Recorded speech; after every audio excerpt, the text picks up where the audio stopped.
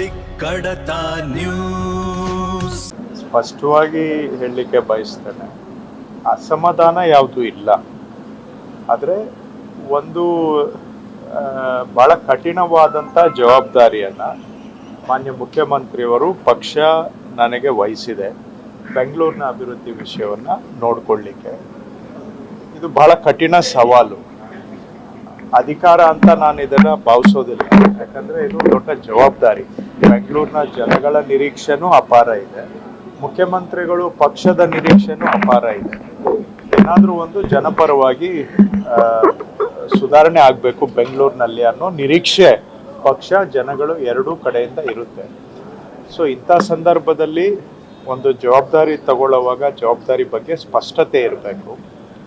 ಯಾಕೆಂದರೆ ನಾನು ವೈಯಕ್ತಿಕವಾಗಿ ಏನೇ ಜವಾಬ್ದಾರಿ ತಗೊಂಡ್ರು ಅದಕ್ಕೊಂದು ಉತ್ತರದಾಯಿತ್ವ, ಅಕೌಂಟಬಿಲಿಟಿ ಇರುತ್ತೆ. ಏನು ಅಕೌಂಟಬಿಲಿಟಿ?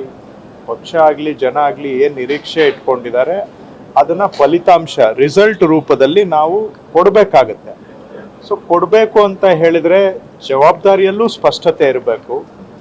ಆ ಜವಾಬ್ದಾರಿ ಜೊತೆಗೆ ಏನು ಹಂಚಿಕೆ ಆಗಿದೆ ಅದರಲ್ಲೂ ಸ್ಪಷ್ಟತೆ ಇರಬೇಕು. ಸೊ ಆ ಸ್ಪಷ್ಟತೆ ಇರಬೇಕು, ಇದ್ದರೆ ಮಾತ್ರ ಸ್ವಲ್ಪ ನಾವು ಏನು ನಿರೀಕ್ಷೆಗಳಿದ್ದಾವೆ, ಏನು ಉತ್ತರದಾಯಿತ್ವ ಅಕೌಂಟಬಿಲಿಟಿ ಇದೆ, ಏನು ಫಲಿತಾಂಶ ರಿಸಲ್ಟ್ಸನ್ನು ಎಕ್ಸ್ಪೆಕ್ಟ್ ಮಾಡ್ತಾರೆ ಅದನ್ನು ಡೆಲಿವರ್ ಮಾಡಬೇಕು ಅಂದರೆ ಜವಾಬ್ದಾರಿಯಲ್ಲಿ ಸ್ಪಷ್ಟತೆ ಇರಬೇಕು ಅಂತ ನಾನು ಮನವಿಯನ್ನು ಮಾಡಿದ್ದೇನೆ. ಇದನ್ನು ಮಾನ್ಯ ಮುಖ್ಯಮಂತ್ರಿಗಳಿಗೂ ಮನವರಿಕೆ ಮಾಡಿದ್ದೇನೆ.